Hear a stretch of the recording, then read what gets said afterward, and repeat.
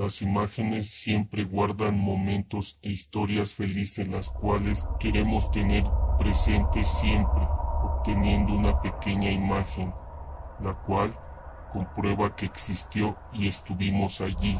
Sin embargo, estos momentos también pueden ser macabros y siniestros, dejando huella en el ser de una persona y descubriendo secretos perturbadores que seguro querrías olvidar, ¿cierto?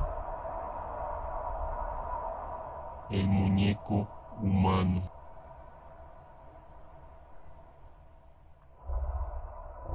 El muñeco fue comprado como todos los demás, como un regalo para el más pequeño de la familia, esperando traer momentos alegres y de felicidad al infante, sin conocer los verdaderos horrores que guardaba este lúgubre muñeco.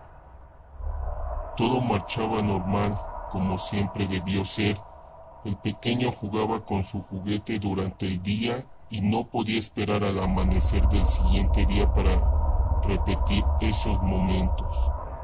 Al pasar los días, comenzaron extraños sucesos paranormales en el hogar del tétrico muñeco, dando lugar a ruidos en las noches como rasguños en el piso, canicas, risas y pasos que se volvieron constantes al pasar los días. Los dueños llegaron a la conclusión de que todo era obra del muñeco, tomando la decisión de alejarlo de su hijo, ya que éste podía perjudicarle e incluso atentar contra su vida.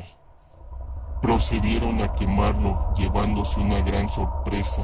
Minutos después de la calcinación, se revelaron partes humanas en el muñeco, como los huesos de los brazos y parte de las manos, haciendo más grande el terror hacia la figura y confirmando todo lo anterior.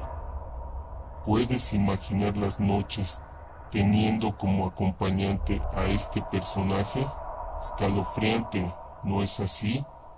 Por otro lado, si gustas confirmar la anécdota, actualmente se encuentra a la venta en su estado original de calcinación en la siniestra Deep Web. Se requiere ponerse en contacto con los dueños para mayor información. Disfruta tus pesadillas. Suscríbete y dale like al video, eso me ayudaría para presentar más material como este. Sígueme en Siniestro Horror y comparte. Continuará.